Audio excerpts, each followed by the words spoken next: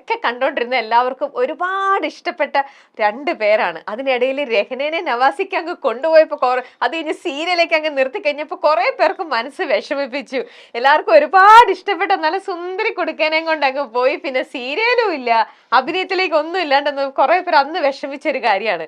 എന്തൊക്കെയാണ് നിങ്ങളുടെ പുതിയ വിശേഷങ്ങൾ? ഈ ഒരു തിരിച്ചറിവ് ഇന്നിപ്പോ ഇക്കയും രഹ്നയോടെ ഇരിക്കുമ്പോ കുറെ നല്ല വിശേഷങ്ങളൊക്കെ ആയിട്ടാണ്. സുന്ദരനും സുന്ദരി എന്ന് പറഞ്ഞപ്പോ ഇറങ്ങി ഓടിയാലോ എന്ന് വിചാരിച്ചു. അങ്ങനെ ടൈറ്റിൽ പ്രതീക്ഷിച്ചില്ല. അതാണ്, നല്ലൊരു സുന്ദരിയും സുന്ദരിക്കൊത്ത ചക്കിക്കൊത്ത ചങ്കരനുമാണ്. പിന്നെ എന്താണ് കുഴപ്പം? നവാസിക്ക് ഇപ്പൊ പണ്ടത്തെക്കാളും കുറെ കൂടെ യങ് ആൻഡ് സ്മാർട്ടായി. നമ്മളിപ്പോ നമ്മള് പ്രധാന വിശേഷം എന്ന് പറഞ്ഞത് നമ്മുടെ സിനിമ തന്നെയാണ്. ഇഴ എന്നാണ് പടത്തിന്റെ പേര്. എന്തുകൊണ്ട് ഇത്രയും വർഷങ്ങൾക്ക് ശേഷം നിങ്ങൾ ആ പ്രൊജക്ടിലേക്ക് എത്തി? അതിനെ കുറിച്ച് ആദ്യം പറയും. അല്ല, അതിലേക്കാണ് വരുന്നത്. അത് നമ്മൾ വളരെ യാദൃശ്യമായിട്ട് സംഭവിച്ചതാ. ഇത് സിറാജ് റസ എന്ന് പറഞ്ഞ ആളാണ് ഇതിന്റെ ഡയറക്ടർ, റൈറ്റർ എല്ലാം. അദ്ദേഹം തന്നെ അതിന്റെ മ്യൂസിക് കേട്ടോ. പുള്ളി ഒരു അത്യാവശ്യം എല്ലാ കാര്യങ്ങളും കൈകാര്യം ചെയ്യുന്ന ഒരാളാണ്. പുള്ളി വേഷം ചെയ്തിട്ടുണ്ട്. അപ്പോ പുള്ളി വന്നിങ്ങനെ സമീപിച്ചപ്പോ നമ്മള് വേറെ എന്തെങ്കിലും ക്യാരക്ടർ ആയിരിക്കും എന്നുള്ള ധാരണയിലാണ്. അപ്പൊ പറഞ്ഞു ഇല്ല, മെയിൻ സംഭവമാണ്. അപ്പൊ എനിക്ക് തോന്നുന്നത് ഒരുപാട് ആദ്യം ലിസ്റ്റ് ഇടുമ്പോ പലവരെയും നമ്മളിങ്ങനെ പോവല്ലോ, മെയിലിലേക്ക് പോയി പിന്നെ അവിടെ നിന്നാണല്ലോ ഇങ്ങോട്ട് വരിക. അപ്പൊ ഇവര് പറഞ്ഞ് ഞങ്ങൾ അങ്ങനെ ഒരുപാട് അലഞ്ഞൊന്നുമില്ല. പിന്നെ വെച്ചാൽ ബിസിനസ് ഒരു ആവശ്യമായതുകൊണ്ട് ഒന്ന് രണ്ട് പ്രാവശ്യമൊക്കെ നമ്മളിങ്ങനെ ഒരു അന്വേഷണം നടത്തി. പക്ഷെ പിന്നീട് വിചാരിച്ചതെന്ന് വെച്ചാൽ ഈ ക്യാരക്ടർ ഇങ്ങനെ വന്നാൽ നമുക്കൊരു ബഡ്ജറ്റ് കുറച്ച് കൊണ്ടുപോകാൻ പറ്റും. കാരണം വെച്ചാൽ ഇതൊരു സീരിയസ് സബ്ജക്റ്റ് ആണ്. അത് മാത്രമല്ല, നമുക്കിപ്പോൾ ഈ ആർട്ടിസ്റ്റുകളൊക്കെ ആണെങ്കിലും ഒരുപാട് പുതുമുഖങ്ങളാണ് ഇതിനകത്ത് വരുന്നത്. അത് ഈ കഥയ്ക്ക് ആവശ്യം അങ്ങനെയാണ്. കാരണം പരിചിതമായിട്ടുള്ള ഒരുപാട് ഫേസുകൾ പറ്റില്ല. പിന്നെ സ്ലാങ് അവർ ഉപയോഗിക്കുന്നത് പെരുമ്പാവൂർ സ്ലാങ് വെച്ചാണ്. അതിങ്ങനെ അധികം വന്നിട്ടില്ല സിനിമയിൽ. അപ്പം ഇങ്ങനെ കുറേ വ്യത്യസ്തമായ കാര്യങ്ങളുണ്ട്. പിന്നെ അപ്പോൾ ഈ മെയിൻ ക്യാരക്ടർ എന്ന് പറഞ്ഞപ്പോൾ തന്നെ നമുക്ക് പേടിയായി. പേടിയെന്ന് മാത്രമല്ല, നമ്മളിപ്പോൾ ഒക്കെ എന്തെങ്കിലും ക്യാരക്ടേഴ്സ് ചെയ്ത് പോകാന്നുള്ളൊരു അങ്ങനെ തീരുമാനിച്ചാണ് പോകുന്നത്. അപ്പോൾ ഇത് വായിച്ച് നോക്കിയിട്ട് ഓക്കെ ആണെങ്കിൽ ഒന്ന് പറഞ്ഞാൽ മതി. ബാക്കി എന്തെങ്കിലും കറക്ഷനോ കാര്യങ്ങളൊക്കെ ഉണ്ടെങ്കിൽ നമുക്കത് പിന്നീട് ഇതാക്കാം. പക്ഷേ ഈ കണ്ടന്റ് ഇഷ്ടപ്പെടുമെന്ന് നോക്കുന്നു പറഞ്ഞു. അപ്പോൾ അതിൻ്റെ കൂടെ തന്നെ ഒരു കാര്യം കൂടി പറഞ്ഞു. ഞങ്ങൾക്ക് വേറൊരു ആഗ്രഹം എന്ന് പറഞ്ഞാൽ, ഇപ്പോൾ രഹ്ന വർക്ക് ചെയ്തിട്ട് കുറേ നാളായല്ലോ, കുറച്ച് വർഷമായിട്ട് അങ്ങനെ ചെയ്യാതിരിക്കുന്നതല്ലേ. അപ്പോൾ നിങ്ങളൊരു ജോഡിയായിട്ട് വരികയാണെങ്കിൽ അതിൻ്റെ ഫ്രഷ്നെസ് ഉണ്ടാവും. അങ്ങനെ കൂടി ഞങ്ങളുടെ മനസ്സിലുണ്ട്. അപ്പോൾ ഒന്ന് സംസാരിച്ച് നോക്കൂ എന്നുള്ള സംഭവം പറഞ്ഞു. അപ്പം ഞാനിതൊന്ന് ഇതിൻ്റെ കാര്യങ്ങളൊക്കെ ഒന്ന് പറഞ്ഞു. ഇവർ ഈ ഒരു കണ്ടന്റ് പറഞ്ഞു കഴിഞ്ഞപ്പോൾ തന്നെ നമുക്ക് ഭയങ്കരമായിട്ട് ഇന്ന് ചർച്ച ചെയ്യപ്പെടേണ്ട ഒരു വിഷയമാണ് എന്ന് തോന്നി. ഓക്കെ, അപ്പൊ എന്തായാലും ഇഴ സിനിമയുടെ ചിത്രത്തിന്റെ പേര്, ഇഴ എന്നുള്ള പേര് വരാനും അതിൻ്റെ ഉള്ള അർത്ഥവും അതും കൂടി ഒന്ന് പറയൂ. ഇഴ എന്ന് അതിന്റെ ടൈറ്റില് അവർ ഡിസൈൻ ചെയ്തിരിക്കുന്നത് അങ്ങനെ തന്നെയാണ്. ഇഴ ഇത് ആയി കിടക്കുന്ന, ഇപ്പൊ നമ്മളിപ്പോ മുടി നമ്മള് മെടഞ്ഞിടുന്ന ഒരു ഫീൽ ഉണ്ടല്ലോ, ആ രീതി തന്നെയാണ് അവർ ആ ടൈറ്റില് ചെയ്തു വെച്ചത്. അപ്പൊ നമ്മുടെ ലൈഫിൽ ഇപ്പോൾ ഭാര്യ ഭർത്തൃ ബന്ധമാണെങ്കിലും കുടുംബാംഗങ്ങൾ എല്ലാവരും ആ ഒരു കൂട്ടുകുടുംബത്തിലൊക്കെ ഇഴഞ്ഞു കിടക്കുന്ന കുറെ കാര്യങ്ങളുണ്ടാവും. അതിപ്പോ സന്തോഷവും സങ്കടവും എല്ലാം ആ ഒരു ഉദ്ദേശിക്കുന്ന മീനിങ് അതാണ്. ഓക്കെ, അതാണ് സിനിമയുടെ ടൈറ്റിൽ. ഫെബ്രുവരി 7th റിലീസ് ആവുന്നു.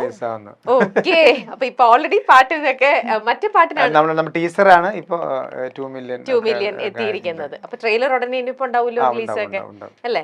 ഓക്കെ, ശരി. അപ്പൊ നമ്മൾ അങ്ങനെ സിനിമയുടെ വിശേഷങ്ങൾ കാര്യങ്ങളെല്ലാം പറഞ്ഞു. ഇനി നമുക്ക് ഇക്കയുടെ അടുത്തും ഡൈനയുടെ അടുത്ത് നമുക്ക് ഒരു സെഗ്മെന്റിലേക്ക് പോവാം. സുന്ദരി നീയും സുന്ദരി ഞാനും എന്റെ ഒരു സെഗ്മെന്റ്. യെസ്, അങ്ങനെയൊക്കെ ഉണ്ട്. നോക്കട്ടെ.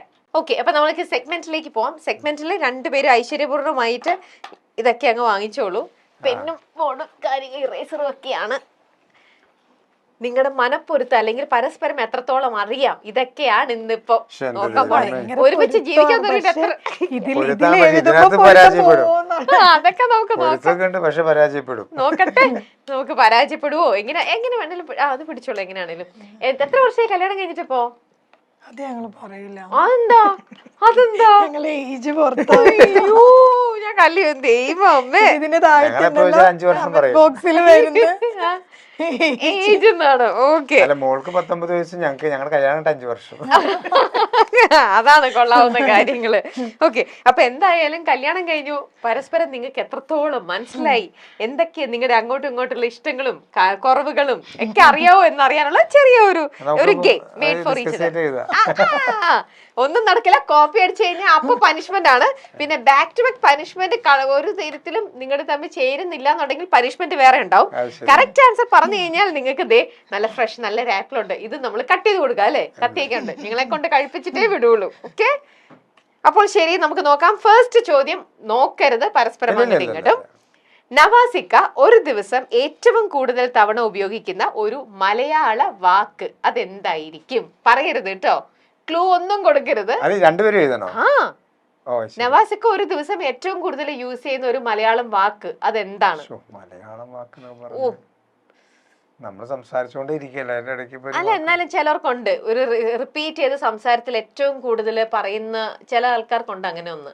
അങ്ങനെ നവാസ്കാക്കില്ല, പക്ഷെ ഏറ്റവും എന്നാലും ഒരു കൂടുതൽ ദിവസം ചെയ്യുന്നത് പറയണ്ട എഴുതിയാ മതി, ക്ലൂ ഒന്നും വേണ്ട, അങ്ങ് എഴുതുക. നോക്കട്ടെ രണ്ടുപേരും കറക്റ്റ് ആയിട്ടാണ് എഴുതുന്നത്. പറയുന്നതിനിടയിലുള്ള പറയുന്ന വാക്കല്ലേ? ആ, അത് തന്നെ. നമ്മൾ സാധാരണ സംസാരിക്കുമ്പോ ചില ആൾക്കാർക്കുണ്ട് ഫ്രീക്വന്റ് ആയിട്ട് ഒരേ ഒരു സാധനം എന്ത് സംസാരിച്ചാലും അവര് പറയുന്നുണ്ടോ? യൂസ് ചെയ്യാറില്ല. ഇല്ല. എന്നാലും എന്തെങ്കിലും ഒന്ന് എഴുത്. നമുക്ക് പനിഷ്മെന്റ് ഉണ്ടെന്ന് വിഷമിക്കേണ്ട, നമുക്ക് തുടങ്ങുമ്പോ തന്നെ പനിഷ്മെന്റിലേക്ക് പോവാം. അത്രേ ഉള്ളൂ. റെഡി? ഓക്കെ, രണ്ടുപേരും ടേൺ ചെയ്തോ, നമുക്ക് നോക്കാം എന്താണ് ആൻസർ എഴുതിയിരിക്കുന്നത്. ഒന്നുമില്ലെന്ന്. ഫ്രീക്വന്റ് ആയിട്ട് അങ്ങനെ ഉപയോഗിക്കാറില്ല. ഇതെന്താ എഴുതി വെച്ചിരിക്കുന്നത്? ഒന്ന് ആലോചിച്ച് നോക്കൂ. ആണോ? നോക്കിയേ, ഒന്ന് ആലോചിച്ച് നോക്കി. അങ്ങനെ പറയാറുണ്ടോ?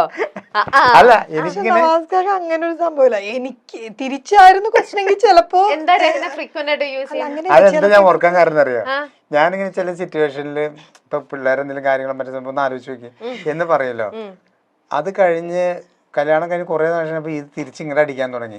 ഒന്ന് ആലോചിച്ച് നോക്കിയത്. അത് നമ്മുടെ ചില സാധനങ്ങൾ അങ്ങനെ കിട്ടും. ആ, അത് ശരിയാ. ചില ആൾക്കാർക്കുണ്ട്, ചില ആൾക്കാർക്ക് ഓക്കെ എന്ത് പറഞ്ഞാലും ഓക്കെ ഓക്കെ ഓക്കെ. ചില മനസ്സിലായില്ലേ മനസ്സിലായില്ലേ മനസ്സിലായി ഞാൻ പറയുന്ന കാര്യമാണ് കേട്ടോ. അപ്പൊ അതങ്ങനെ ചെയ്യണോട്ടോ. ചില ആൾക്കാർ ഒരുപാട് സംസാരിക്കില്ല. അപ്പൊ അതുകൊണ്ട് തന്നെ നമുക്ക് ഒരു വാക്കുകളും നമുക്കിങ്ങനെ റിപ്പീറ്റഡ് ആയിട്ട് തോന്നില്ല, ബോറടിക്കില്ല. ഇപ്പൊ നവാസ്ക എന്ന് പറഞ്ഞല്ലോ, അതുകൊണ്ടാണ് എന്റെ മനസ്സിൽ കിടക്കുന്ന ചില സാധനം ഞാൻ പറയുമ്പോ അതിനൊക്കെ അത് ഓർത്ത് വെക്കണം എന്നില്ല. അങ്ങനെയൊന്നും ഇല്ല. ഓക്കെ, ശരി. അപ്പൊ എന്തായാലും നമ്മൾ അങ്ങനെ യൂസ് ചെയ്യുമ്പോൾ മറ്റുള്ളവർക്കാണല്ലോ ഒരു ബോറിംഗ് ആയിട്ട് തോന്നുക. ഇപ്പൊ ശരിക്കും ഇവിടെ പനിഷ്മെന്റ് കൊടുക്കേണ്ടത് രഹനയ്ക്കായിരുന്നു. പക്ഷെ എന്റെ കയ്യിൽ നിൽക്കുന്ന പനിഷ്മെന്റ് വന്നിരിക്കുന്നത് വെച്ച് നോക്കുമ്പോ നവാസിക്ക് തന്നെ നവാസിക്ക് അത് ഏറ്റെടുത്തോളൂ ഭാര്യയ്ക്ക് വേണ്ടിയിട്ട്. വേറൊന്നുമല്ല, നമ്മുടെ ഈ ഷോയുടെ പേരെന്ന് പറയുന്നത് സുന്ദരി നീയും സുന്ദരം ഞാനുമാണ്. ഓക്കെ, അപ്പൊ നവാസിക്ക രഹനനെ നോക്കിയിട്ട് അതങ്ങ് പറയണം. സുന്ദരി നീയും സുന്ദരൻ ഞാനും. പാട്ട് പാടിയിട്ട് ആ പാട്ടങ്ങ് പാടിയാ പോരെ? ആ, പാട്ടങ്ങ് പാടിയാ മതി. എന്നെ നോക്കണം കേട്ടോ. സുന്ദരി നീയും സുന്ദരൻ ഞാനും ചേർന്നിരുന്നാൾ പെരുന്നാള്.